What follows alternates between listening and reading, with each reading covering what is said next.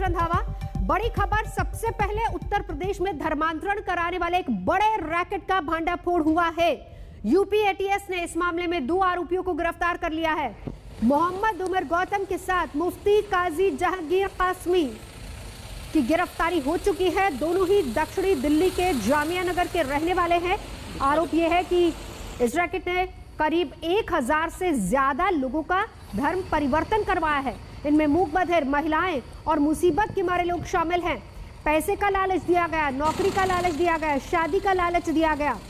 नोएडा में मूक बधिर सेंटर से 18 बच्चों का भी धर्म परिवर्तन हुआ है और इस मामले में लखनऊ में एफआईआर दर्ज हो चुकी है।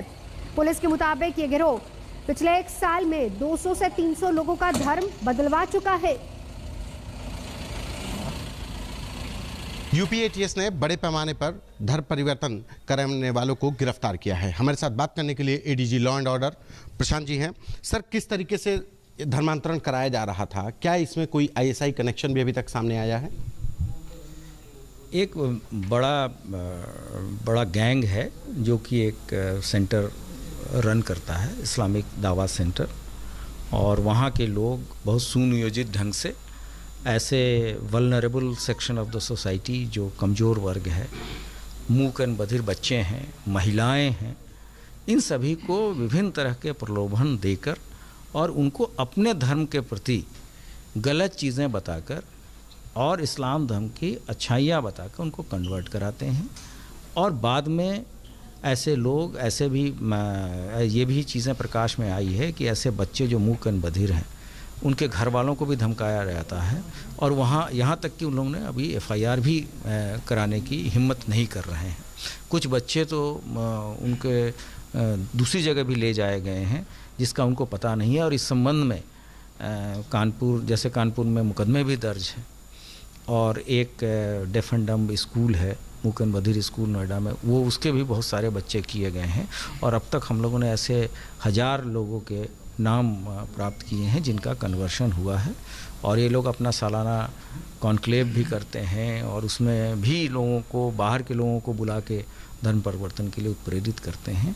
और जो इस तरह की चीज़ें होती हैं उसमें पैसे देने का, नौकरी देने का, शादियों का लालच दे के इस तरह की चीज़ें कराई जाती हैं। सर, ये जो 2 लोग गिरफ्तार हुए हैं, ये कौन लोग हैं और ये इनका ये ड्राइव सिर्फ यूपी में चल रहा था या पैन इंडिया, पूरे हिंदुस्तान में इस तरीके से अभियान चला रहे थे लोग? अभी तक जो हमारे पास जो सूचना, हमारे पास जो रिकॉर्ड है, उसके हिसाब से ये देश के विभिन्न जगहों में भी इस तरह की चीज़ें हुई हैं। और ये लोग बेसिकली दिल्ली के रहने वाले हैं। इसमें से एक आदमी खुद ही धर्म परिवर्तन करके इस कार्य को कर रहा है। और इन सभी ये मूल सूचनाएं जो हैं वो दासना गाज़ियाबाद में एक मंदिर में लोग छद्म नाम से घुस रहे थे। उनके गिरफ्तारी के बाद से धीरे धीरे चीज़ें डेवलप हुई और ये गाज़ियाबाद दासना की घटना 2 जून की है। हम लोगों ने इस चीज़ को डेवलप किया और जो उमर गौतम को बीच में 2-3 बार हम लोगों ने पूछताछ के लिए भी बुलाया था और जब आवश्यक हुआ तब इनकी गिरफ्तारी कर की। इसमें कोई आईएसआई कनेक्शन, फॉरेन फंडिंग? ये फंडिंग बहुत ज़्यादा है, फॉरेन की फंडिंग भी है, अन्य सभी चीज़ों पर विवेचना चल रही है। संतोष मेरे सहयोगी इस वक्त हमारे साथ जुड़ चुके हैं। संतोष, क्योंकि 1 साल से चल रहा था ये पूरा रैकेट, फॉरेन फंडिंग का जिक्र भी आ रहा है, न सिर्फ उत्तर प्रदेश या फिर दिल्ली तक बल्कि दक्षिण तक बच्चों को भेजा जा रहा था। कौन कौन इसमें शामिल हो सकता है? कनेक्शन तार कहां कहां जुड़ सकते हैं?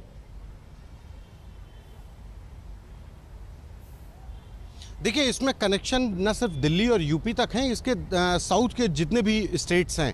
दरअसल जो आईडीसी, इस्लामिक दावा सेंटर, ये एक दफ्तर बना करके साउथ दिल्ली में इन लोगों ने ये पूरा एक संस्था बनाई, संगठन बनाया और उसके बैनर के तले, आईडीसी के बैनर के तले इन लोगों ने एक धर्म परिवर्तन का पूरा अभियान चलाया। और सबसे बड़ी बात कि इसमें जो टारगेट किया गया वो उन बच्चों को किया गया जो मूक बधिर थे, महिलाएं थीं, किसी को पैसे का लालच दिया गया, किसी को नौकरी का लालच दिया गया। लेकिन उसके बाद उनको धमकाने का दौर शुरू हुआ। जो कानपुर में जब यूपी एटीएस के अधिकारियों से हमारी बातचीत हुई तो कानपुर से एक बच्चा गायब हुआ। वो कल्याणपुर थाने में उसके माता पिता ने एफआईआर दर्ज कराई। लेकिन जब उनको पता चला कि उनके बेटे का जबरन धर्म परिवर्तन करा दिया गया, तो इन लोगों ने बाकायदा उनके परिवार को धमकाया। ये एक बड़ी बात है कि अगर कोई धर्म परिवर्तन करा लिया जाता, उसके बाद ये धमकाते भी हैं कि अगर कहीं शिकायत की तो अंजाम बुरा होगा। ये एक बड़ी बात है। दूसरी तरफ फॉरेन फंडिंग की बात की जा रही है। दरअसल बीते कुछ सालों से आईएसआई ने जो उत्तर प्रदेश में, खास करके जो नेपाल से जो फंडिंग का जो रूट था उसको चेंज कर दिया है। वो खाड़ी देशों से उसने तमाम बार फंड्स दिए हैं, चाहे पीएफआई की फंडिंग की बात हो या तमाम अन्य फंड्स जो आए हैं। नजर आप बनाए रखिए, लौटेंगे आपके पास। शुक्रिया पूरी जानकारी के लिए। बड़ी खबर पर हमारी नजर बनी है। आइए अब आपको दिखाते हैं खबरें योग दिवस से जुड़ी।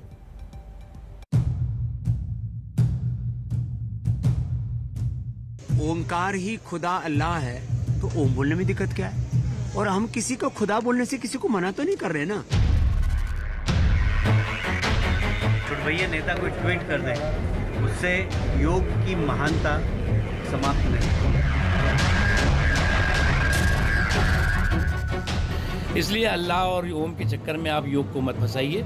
योग योग है और योग के साथ सब लोग।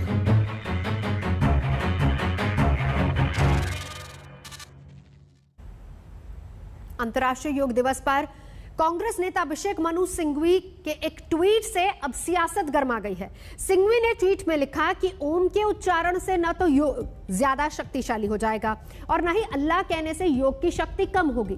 सिंघवी का ट्वीट सामने आने के बाद बाबा रामदेव ने पलटवार किया तो बीजेपी ने भी मोर्चा खोल दिया है।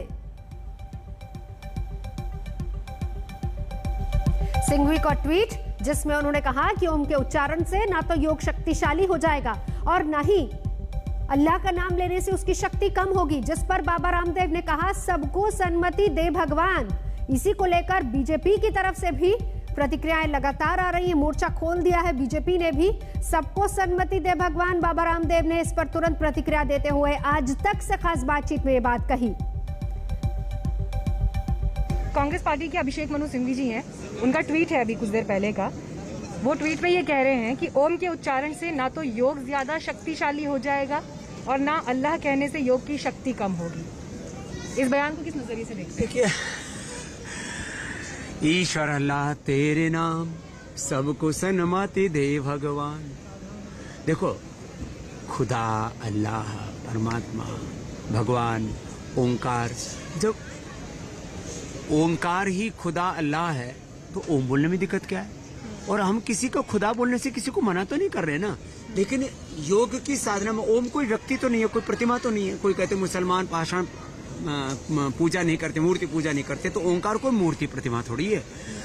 जिसको आप खुदा कहते हो, अल्लाह कहते हो, जिसको हम भगवान कहते हैं, परमात्मा कहते हैं, तो वो कहते हैं हरि व्यापक सर्वत्र समाना, प्रेम ते प्रकट होई में जाना, योग ते प्रकट होई में जाना। तो मुझे लगता है इन सबको भी योग करना चाहिए, तो इनको फिर सब जगह एक ही परमात्मा का, एक ही ओंकार का नूर दिखेगा, भरपूर दिखेगा वो सब जगह। तो अभिषेक मनु सिंघवी के इस ट्वीट के बाद किस तरह की सियासी रिएक्शंस आ रहे हैं वो भी दिखाते हैं आपको। अभिषेक मनु सिंघवी हैं कांग्रेस के, वो कह रहे हैं कि ओम के उच्चारण से ना तो योग शक्तिशाली होगा, ना अल्लाह के उच्चारण से योग कमजोर होगा। इसे आप कैसे? अब पता नहीं ऐसे अवसरों पर क्यों विवादास्पद बयान देते हैं। ये स्वतः सिद्ध है कि योग शरीर को निरोग करता है, ऐसे विषय को विवाद में नहीं डालना चाहिए। योग जो है वो हमारे भारत का मेड इन इंडिया एक नायाब गिफ्ट है पूरी दुनिया के लिए। और जो योग है वो made in India Nayab gift है, वो दुनिया की सेहत के लिए, दुनिया के स्वास्थ्य के लिए एक बहुत ही परफेक्ट व्यवस्था साबित हुई। और योग आज का तो है नहीं, सदियों पुराना है। और कोरोना काल में जहाँ पर एक तरफ मेडिसिन ने काम किया, वहाँ मेडिटेशन ने भी बहुत बड़ा अपनी भूमिका निभाई है। इसलिए अल्लाह और ओम के चक्कर में आप योग को मत फंसाइए। योग योग है और योग के साथ सब लोग। देखिए, योग कहने से ये तो निश्चित है कि अभिषेक मनु सिंघवी की पार्टी की शक्ति तो ख़त्म होगी, क्योंकि उनका जो एक वोट बैंक है, जिनको वो अपनी जेब में समझते हैं, वो शायद इसको पसंद नहीं करते। और आज हमारे देश में कुछ ऐसे लोग हैं जो आज के दिन ही ख़ास तौर पर ऐसा बयान देते हैं जिससे हमारी साख को एक चोट पहुंचे। ये वही लोग हैं और ये वही पार्टी है जो कोई चुनाव आता है तो प्रियंका गांधी वहाँ पर गंगा में डुबकी लगा देती हैं, राहुल गांधी साउथ इंडिया में किसी मंदिर पर धोती पहन लेते हैं, जनेऊ पहन लेते हैं, बाकी 5 साल ये टोपी पहन के रखते हैं। हमारे सारे जो त्यौहार होते हैं उनको गालियां देते हैं, चाहे वो कुंभ हो उसको गालियां देते हैं, उसके ऊपर में सवाल खड़े कर देते हैं। इनको ये तकलीफ़ क्या है? इनको ये तकलीफ़ है कि 7 साल हो गए मोदी की सरकार को, अभी तक हिंदू मुस्लिम का दंगा क्यों नहीं भड़का? कि कुछ ऐसे विषय रहते हैं जिसपे राजनीति के माध्यम से संकुचित मानसिकता को प्रदर्शन करना उचित नहीं है। अंतर्राष्ट्रीय योग दिवस, उनके एक बयान से कोई फर्क नहीं पड़ता। दुनिया के 177 देशों ने प्रधानमंत्री जी के यूनाइटेड नेशन में आह्वान के बाद अंतर्राष्ट्रीय योग दिवस मना है। तो इसलिए कोई छुटभैया नेता कोई ट्वीट कर दे, उससे योग की महानता समाप्त नहीं है। और अब रुक करते हैं केजरीवाल के मिशन पंजाब का। दिल्ली के मुख्यमंत्री अरविंद केजरीवाल आज अमृतसर पहुंचे हैं। चुनावी हुंकार भरी है। उन्होंने कहा कि पंजाब में सिख ही मुख्यमंत्री होगा। नवजोत सिंह सिद्धू को लेकर भी अटकलों पर उन्होंने जवाब दिया है, लेकिन अमृतसर में उन्हें विरोध का सामना भी करना पड़ा। अकाली दल ने उन्हें काले झंडे दिखाए। तो 2 तस्वीरें, अरविंद केजरीवाल पहुंचे अमृतसर। आज मिशन पंजाब का आगाज अरविंद केजरीवाल ने किया, वहीं दूसरी तरफ अकाली दल ने काले झंडे दिखाए। मैं आज पंजाब के लोगों को ये विश्वास दिलाना चाहता हूं